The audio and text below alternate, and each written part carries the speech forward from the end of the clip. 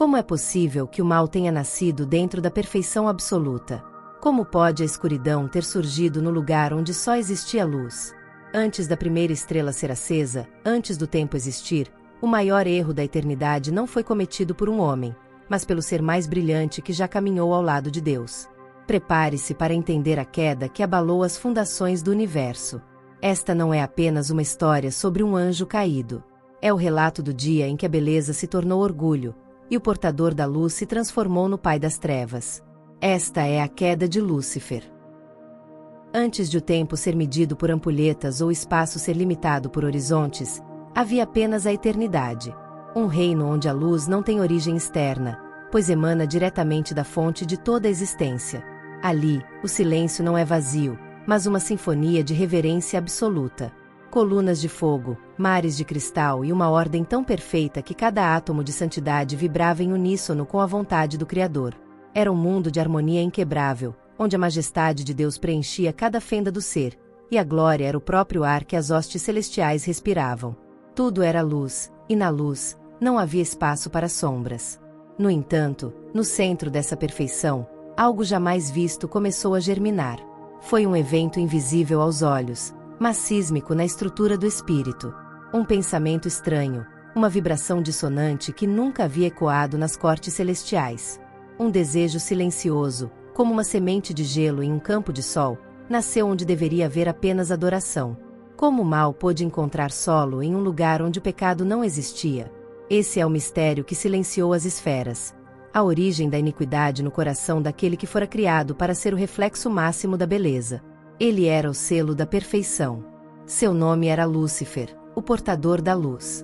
Um querubim ungido, estabelecido pelo próprio Deus no Monte Santo. Ele não era apenas um anjo, ele era o guardião da santidade, adornado com todas as pedras preciosas que a eternidade poderia oferecer. O sárdio, o topázio, o diamante e o ouro fino. O som de seu caminhar era música, e sua sabedoria ultrapassava a compreensão. Ele andava no brilho das pedras afogueadas, movendo-se com a liberdade de quem está a um passo do trono. Se havia alguém que conhecia a profundidade do amor divino, era ele. E foi exatamente essa proximidade que tornou sua queda o evento mais sombrio da história cósmica. Lentamente, a luz que ele deveria refletir começou a ser retida.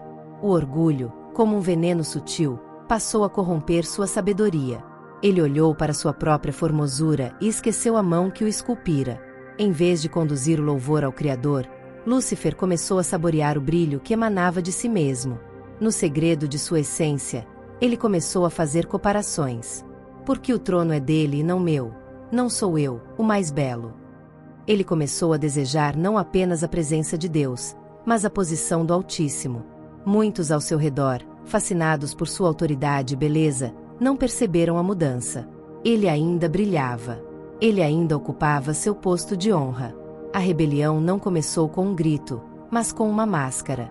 Sua sabedoria corrompida permitiu que ele tecesse uma teia de influência, plantando a dúvida sob o pretexto de liberdade. O céu ainda parecia calmo, mas sob a superfície, a tensão espiritual crescia como uma tempestade que se forma no vácuo. A santidade do ambiente reagia à presença daquela mancha interior, uma mancha que Lúcifer escondia com o manto de sua antiga dignidade. Mas o orgulho tem uma fome que nunca se sacia até que se torne escancarada. O que era um sussurro interno tornou-se uma convicção cega.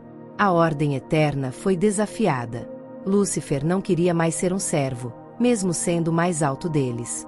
Ele olhou para as alturas, para além das nuvens de glória, e proferiu em seu coração as 5 sentenças que selariam seu destino. Eu subirei ao céu.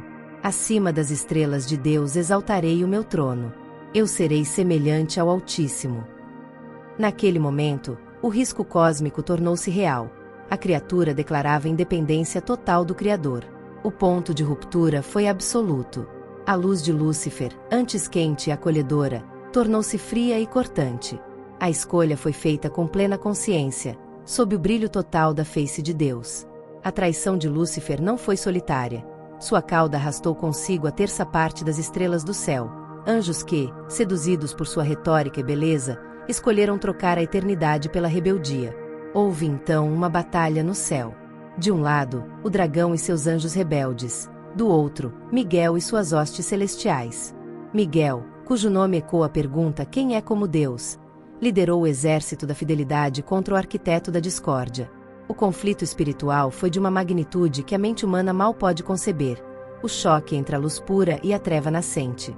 Não houve lugar para os rebeldes nas cortes da glória. A vitória de Miguel foi o cumprimento da justiça divina. O céu testemunhou o que nunca imaginou ver: a queda. Como um relâmpago que rasga a abóbada celeste e risca o firmamento com um brilho violento e terminal, Lúcifer foi lançado para fora da presença que um dia ele guardara. Jesus descreveria milênios depois: eu via Satanás cair do céu como um relâmpago. Ele foi precipitado por terra, despojado de sua autoridade, acompanhado pela multidão de anjos caídos que agora não passavam de sombras de sua antiga dignidade. O portador da luz tornou-se o príncipe das trevas, o querubim tornou-se o acusador. O juízo não foi uma reação de raiva, mas uma necessidade da própria justiça divina. A luz não pode habitar com as trevas. Hoje, o adversário é uma figura caída. Ele vaga pelas regiões celestiais e pela terra, limitado pela soberania que ele tentou usurpar, mas ainda mestre do engano que o destruiu. Sua rebelião não foi uma vitória, mas um exílio perpétuo. Ele carrega consigo as marcas do relâmpago de sua queda, e sua existência agora é uma tentativa desesperada de ferir o coração de Deus através daqueles que Deus ama. A queda de Lúcifer permanece como o grande alerta das eras.